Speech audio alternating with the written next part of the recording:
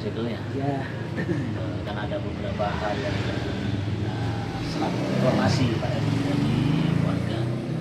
Kita memang tidak urut ya, kita acak lah. Pak Solihin ini kan yang selalu standby. Ya. Pertama itu kan kita ya ada permintaan lah dari pimpinan itu Pak, bahwa setiap 1 bulan itu harus ada satu event ya Pak, melibatkan banyak warga. Ini bisa makan, menggerakkan UMKM dan macam-macam. Itu mungkin di sini ada kegiatan apa yang selama ini di RW 3 Pak, yang memang sudah rutin. Ya kemarin kan biasanya kalau peringatan Hari Besar Islam selalu ada di Masjid Indonesia kan. Nah itu mohon kita diinfokan. Itu kan banyak mesti Pak yang hadir kan. Seperti kalau Muharram itu kan biasanya ada pawai obor itu. Nah kemarin kan tuh saya jadikan contoh saja. Jadi kan misalnya kerja bakti semua RT nggak apa-apa. Berapa? Ini kan masih hujan kan masih Pak. Sering ya. Jadi sering itu kan perlu juga dilibatkan. Atau mungkin ya menjelang Agustus kayak kemarin kan semarak sini Pak. Kan Pak Sekal tahun kemarin itu ada yang unik di Pak RW 3 LT-nya itu apa? Anak-anak Pak yang mau ikut lomba Pak. Mereka itu harus bawa sampah Pak. Dari rumahnya dikumpulkan itu sebagai edukasi lah Pak. Memang gratis sebenarnya. Dengan bawa sampah itu edukasi bahwa ya mereka harus peduli karena sampah yang anorganik Pak. Ya syukur-syukur dapat banyak juga Pak. Banyak. Banyak dijual lagi, ya buat hadiah lagi. Alhamdulillah. Mungkin itu sempat ada info dari warga pingin adakan ini.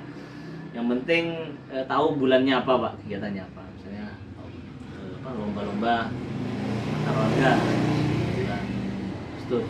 Jadi bulan dan tema seni bulan Septembernya misalnya. Ya apa-apalah. Itu Pak RW ingin kami sampaikan. Karena khawatir kan kalau di WA itu kan belum selesai ketumpuan ada laporan duduk sembarang enggak termonitor sudah Pak di atas. Itu salah satunya. Dan yang kedua nanti saya sampaikan Pak Surid juga Pak Simpom.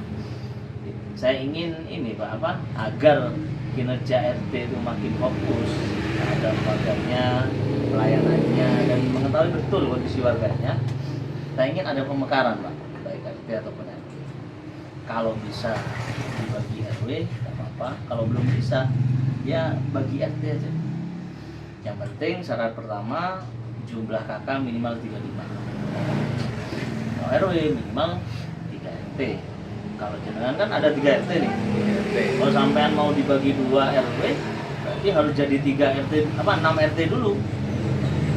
Kalau ternyata hanya jadi 5 RT ya tidak bisa, jangan dipecah, nanti akan ada yang 2 gitu. Nah gitu Pak, seperti yang kemarin. Oke, mungkin ada hal yang lain monggo Sekal maupun Pak Surid bisa baca. Saya nambahkan juga Pak, ini kaitannya dengan pemekaran RT atau RW ini di Kota ini. Untuk RT 1 itu kan ya ini kan cuma simulasi aja nih. RT 1 itu kan mungkin ada sekitar 100-an kayak Pak Khalid nih. Jadi kalau misalnya berapa tempatnya Pak? Kalau 2? 2 kali ya. 2 kakak ya? Jadi kalau misalnya semua dijadikan pemekaran RW berarti kan tinggal butuh 3 kakak lagi ini. Soalnya kalau misalnya minimal tuh 35 kalikan 3 itu kan 105 kan gitu. Jadi bisa jadi di RW 3 ini bisa jadi 2 RW angkatan Pak. Di RW Yang 3 minta sini lah. Yang RT 2 ini bisa ikut ke tempatnya Pak Oli. Ini kan cuma wacana aja. Jadi ini ditawarkan dulu ke ke RT, ke RW di pemekaran itu. Tujuannya apa? Supaya Pak Suri kinerjanya dari ini tidak terlalu berat kan ngoten Pak. Jadi untuk menghafal warganya, untuk menghafal rumahnya gitu. Apalagi kalau misalnya ada permintaan laptop ini nggak bingung juga karena ada beberapa RT ini dengan jumlah warga yang banyak setelah saya minta itu ada bingung. Jadi jumlah kakak dengan jumlah penduduknya itu malah nggak nyambung malah. Karena penduduknya sampai sekarang ini masih belum juga ngasih laporan. Anggap aja kalau misalnya jumlah kakaknya itu 50, kita anggap aja itu komplit lah 50 itu. Seharusnya kan jumlah keseluruhan dikalikan 2 aja, satu kakak 2 orang aja. Berarti kalau 50 kan seharusnya 100 kan gitu. Malah ini dari 50 kakak, jumlah kakaknya 50, jumlah penduduknya cuma 20, itu kan nggak masuk akal. Kemana kan gitu. Nah, tapi kalau misalnya dengan adanya pemekaran, itu kalau misalnya berkenan, iya Pak, berkenan, kita kan tawarkan juga. Biar kenapa? Ya itu tujuannya. Biar kerjanya dari Pak RT itu nanti agak ringan lah dengan jumlah kakak sekian itu. Pak, lebih fokus dulu. Lebih fokus. Dan juga mengenal warga ini kan bukan hanya sekedar tahu Pak. Maksud saya kan saya sampaikan, tahu juga isi dapurnya gitu. Kondisi sekarang ini lagi cukup, sudah mapan, atau lagi susah kan gitu Pak. Nah Pak RT kan harus tahu betul gitu. Apa kebutuhannya, apa masalahnya. Gitu. Kalau hanya 35 kan sama apa? Sama apa? Jadi cuma satu blok gitu. Karena kenapa? Itu memang sudah peraturan ya Pak.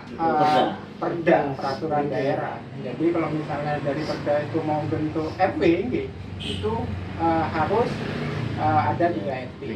Kalau misalnya satu RT itu memang harus minimal ada 35, berarti kan 105. Satu RT aja kalau misalnya ada 150 itu kan sudah bisa jadi satu RW kan. Kalau soal admin itu Pak, itu bertahap saja Pak perubahannya. Kalau kakak insya Allah bisa cepat, ya Mas ya. Proses alamat kakak bisa segera ya. Kita cetak KTP-nya ya, butuh waktu. Jadi kita akan bantu itu. Kadang kan warga kan khawatir begini begitu. Kedua kalau soal kegiatan ya sebagaimana biasanya.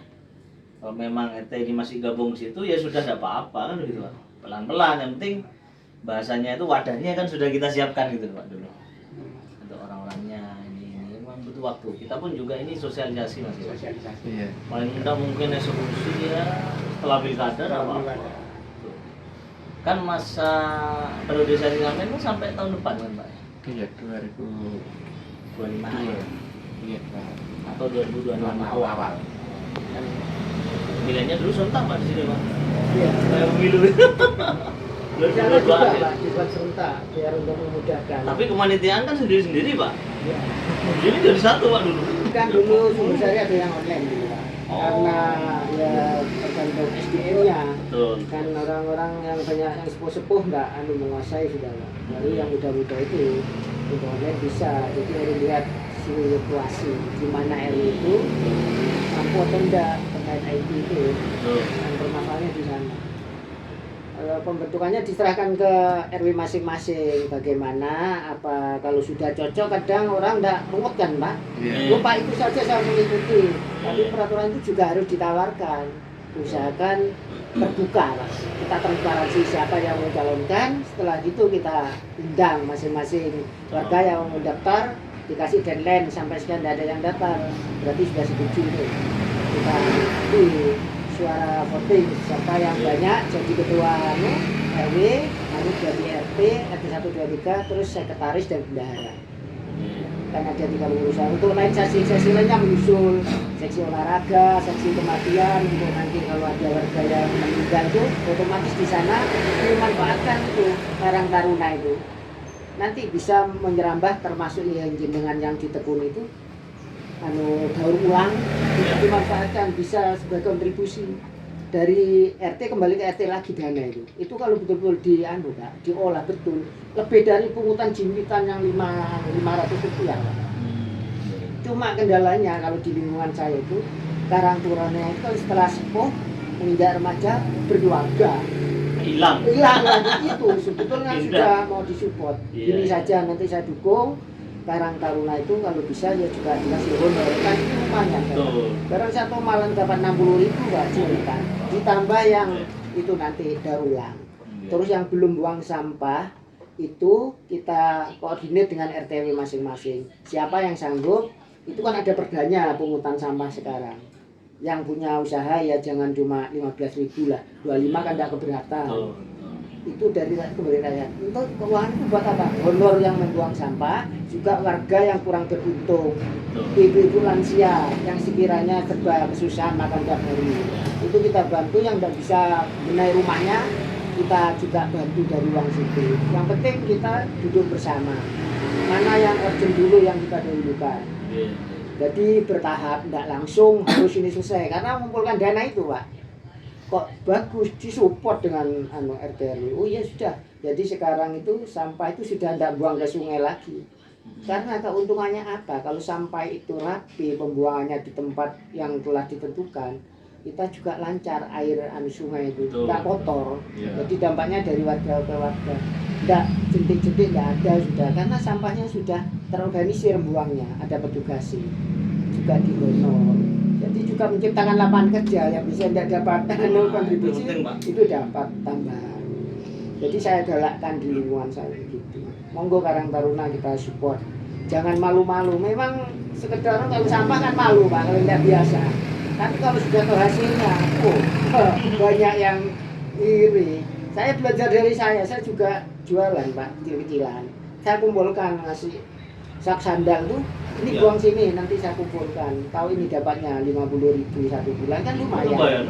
Dapat nilai tambah. Dari kantor keluar tak ambil, Pak. Bawa pulang bisa ngasih contoh. Itu berkah, tapi barokah dibanding lainnya. Kan ya masih ada bau-bauan ya. Juga jaga lingkungan kita bersih. Kan ya, juga dapat nilai tambah.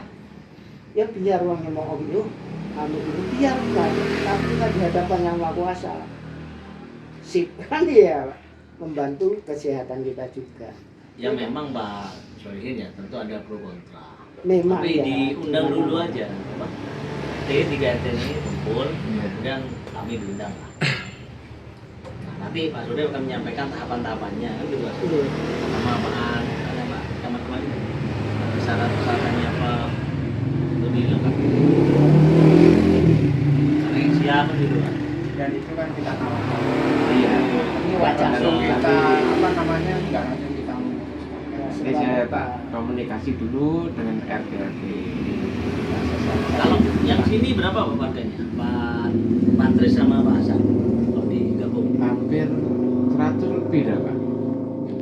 Yang Pak Tris itu 48. iya Pak Tris Pak 48. Pak Hasan itu 70-an. ya 70 sampai di sana itu nggak juga.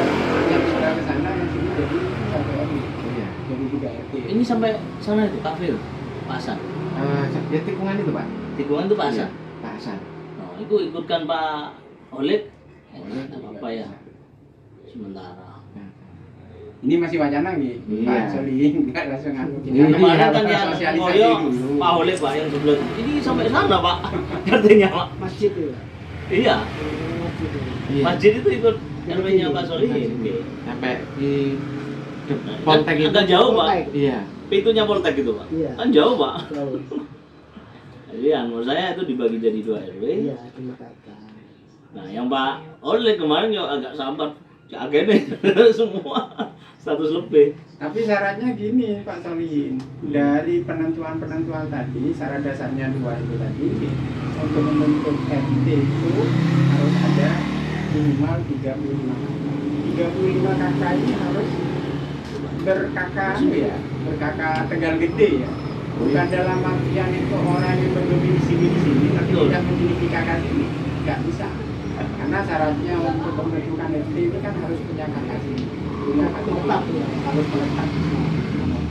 Jadi kalau misalnya dari 110 atau 102 yang punyanya Pak Oleg misalnya gitu, tapi itu yang berdomisili ini tidak menetap di sini, itu secara anu sudah gugur kan gitu Pak. Iya. Takutnya saya dari sekian orang itu gitu, nggak semuanya bertempat tinggal sini berkakak sini. Ya, saya khawatirkan seperti itu. Tapi kalau misalnya memang 102 itu memang sudah bertempat tinggal, berkakak, berKTP sini, itu bisa. Ini basisnya kakak itu. Pastinya kakak. Jadi dikumpulkan semua kakaknya, apa memang betul Ada dulu, Pak. 102 Kumpulkan itu semua. kakak. Benar, Berkakak benar. semua sudah. Enggak apa? Dari laporan Nah, udah saya kelihatan. masing-masing RT itu punya anu sendiri, apa? kumpulan KTP kakak. Nggih. Tapi kadang di laporan Pak, laporan labduk itu nggih. Yang berdomisili itu dimasukkan juga, yang tidak berkakak. Ya itu Namun karena kalau yang bikin- terlalu banyak Pak yang Ya, dikian. itu. Sehingga dia lupa mau gini Bisa kian. juga. Makanya saya kadang di itu di apa namanya di Labduk. Ya. labduk itu di ketua RT itu saya bilang ke Pak RT-nya, Pak RT jenengan kalau misalnya mau masukkan jumlah kakak, yang dimaksud jumlah kakak itu yang sudah menetap di TKBD. Tapi kalau misalnya dia itu bertempat tinggal di sana tapi kakaknya masih ikut kakak domba, ikut kakak kencong, itu jangan dimasukkan, kan gitu.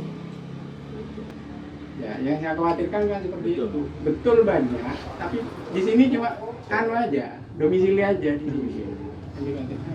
Buat singgah sementara nanti Singgah sementara. tetap atau cuma sementara di sini. Mungkin dia pernah ke sini sudah 10 tahun yang lalu. Jadi wis koyo dulur itu. Pak. Dianggap sudah di sini. Padahal ketika dicek belum. Setelah ditanyakan, langsung kenapa ya? Kenapa kok nggak pindah ke sini? Enggak, karena mungkin masih ada warisan di sana. Iya. Nggak mau apa namanya ganti KTP di sini, ganti kakak di sini. Alasan-alasan itu. Karena sekolah. Karena sekolah.